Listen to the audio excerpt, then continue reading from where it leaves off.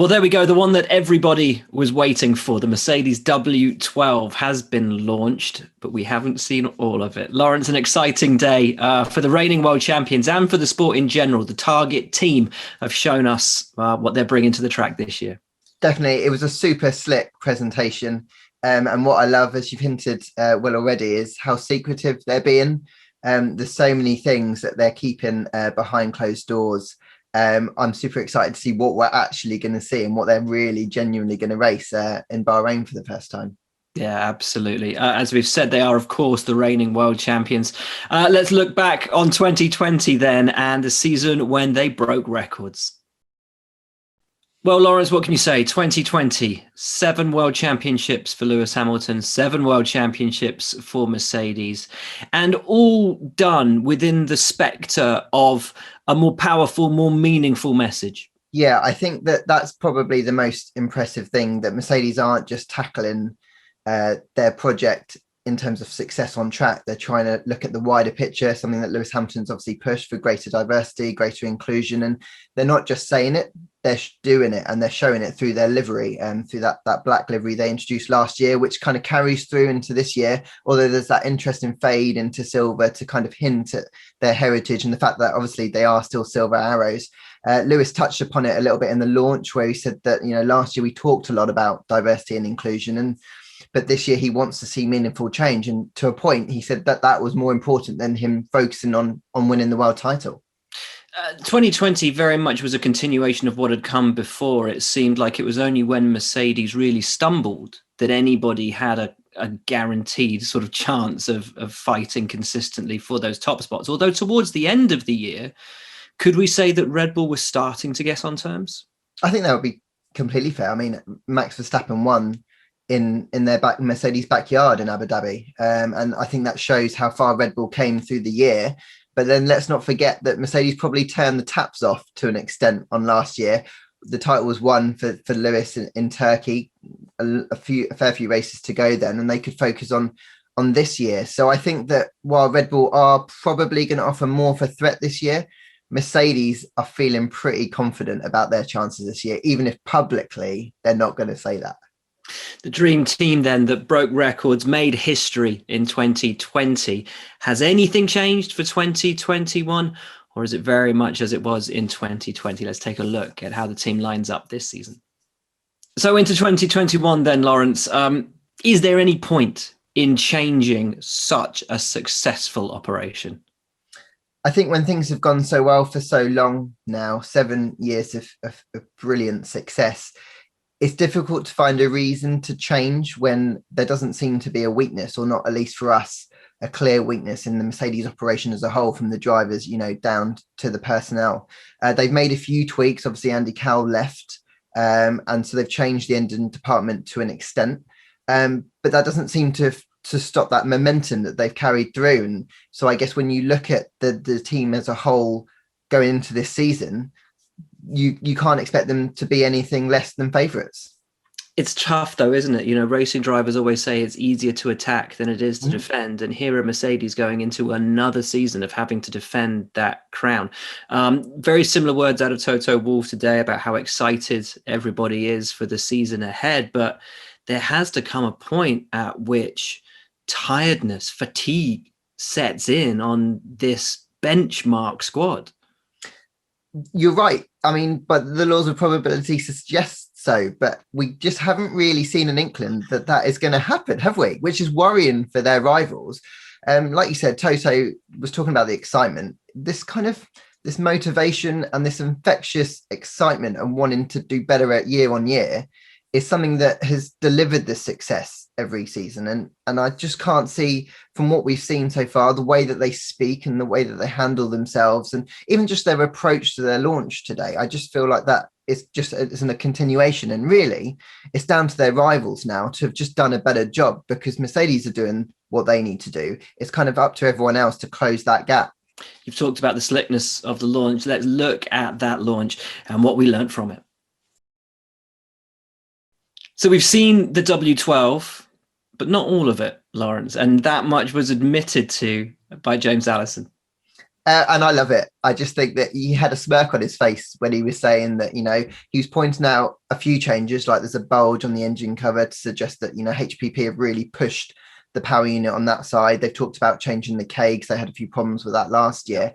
But then the fact that he was confident enough to tell people about those major changes and still say that there's areas that they have, that they've changed that they've not shown, like the floor, which is huge this year in terms of the regulation change.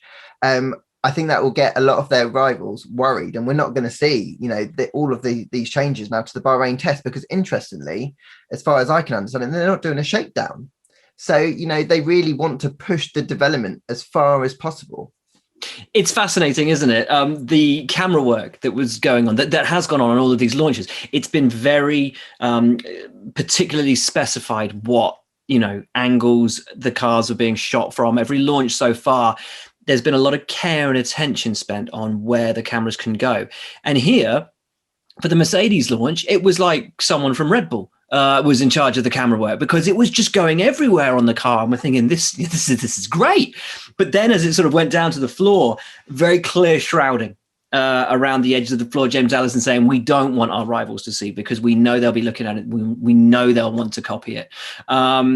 Clear work going on around the barge board area, as there is with all the teams, around the rear of the car as well. But that black livery in all of the press photos, really hiding a multitude of the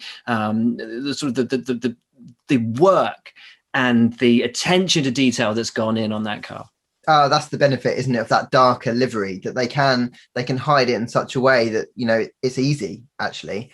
I was interested also that James Allison mentioned that he doesn't want to talk about where they've spent their development tokens. Yes. So far, the teams that we've spoken about have been quite open, and they've said, we spent it here and there. And he's like, we're going to keep it for a little bit longer, just a little bit longer. For a team at the very top to be so confident and pushing the bar like that, I think it's exciting. Well, remember last year, we get to testing day one. What's going on with the steering wheel? Mercedes like to come in with these, incredible developments, and it's going to be fascinating to see where they have spent their tokens, and critically the changes that they've made to the power unit. As you said, revised engine internals, MG UK. They had been worried about their power unit from last year into this. We got to testing last year. It wasn't bulletproof in testing, particularly for the customer teams as well. And that lump on the side of the car shows that they have had to make changes to that power unit. And they've taken on an extra customer, of course, in McLaren this year. So in terms of the pressure on Mercedes and HPP and over at Brixworth, it's increased this year, but when you're the class leader, it's much harder to find those gains right at the top. And I guess that's why when they encountered some issues, because they're really trying to push the envelope, they're trying to make gains. We'll have to see, of course, when we get to testing, what their hopes are that they have found solutions to the problems that they found last year. But it definitely sends a message to their rivals that, they've got to be worried about that power unit, and they've got to be worried about the chassis and the aero gains that they've made. And another area, of course, which is not just about messaging, but about actual change. Accelerate 25 on the Halo, the team committing to further the cause that they embarked on last year by ensuring that 25% of all new employees that they take on to the company will come from backgrounds that aren't otherwise represented at the team. It's great. I think that we talked a lot about trying to improve diversity and inclusion last year, and now we're starting to see the actual change, the actual projects put in place to actually see to make it happen. And it's going to take time, because it's not the work of a moment, but it's great that they're highlighting this quite significantly on the Halo and trying to inflict the change that Lewis Hamilton spoke so eloquently about. Absolutely. Let's look then at the season. What are their strengths? What are their weaknesses? Can they be stopped in 2021? Does Mercedes have a weakness? If they do, you're going to have to help me find it, Will, because it's difficult, isn't it, to find a chink in the armor. And they've just been so impressive over so many years. And even when they're put under pressure, they've had an issue, like we talked about, those power unit problems. They found a solution super quick. And I guess because they're trying to push the boundaries, we might see some errors creeping in as they keep trying to find those gains, because they're so motivated to just be better that we could find a weakness there. But at the moment, they've just got strengths all over the shop. We talked a lot over the winter and over last year as well about the driver lineup. George Russell, of course, substituting for Lewis Hamilton in Bahrain last year. We spoke at the Red Bull launch about the strength of their driver lineup. Does Valtteri Bottas have to be competing for the World Championship, or is Valtteri doing enough to finish second in the world title enough for Mercedes? I think Valtteri finishing second will be enough for Mercedes, but I think just the way that he talked quite bullishly today about his own personal hopes, he's not looking at it that way as you would expect. He's had a strong winter by the sounds of it. He feels like he's rebooted himself and is ready for another title tilt. As we saw with Nico Rosberg, it's quite stressful going up against Lewis Hamilton fighting for a title. And it clearly takes it out of you. And I feel like Valtteri's probably tried to be as relaxed and focus his preparations on attacking Lewis Hamilton again this year, because it's going to be difficult. I'm not saying that he won't fight for the title. We saw at times last year, particularly in qualifying, that he was better than Lewis.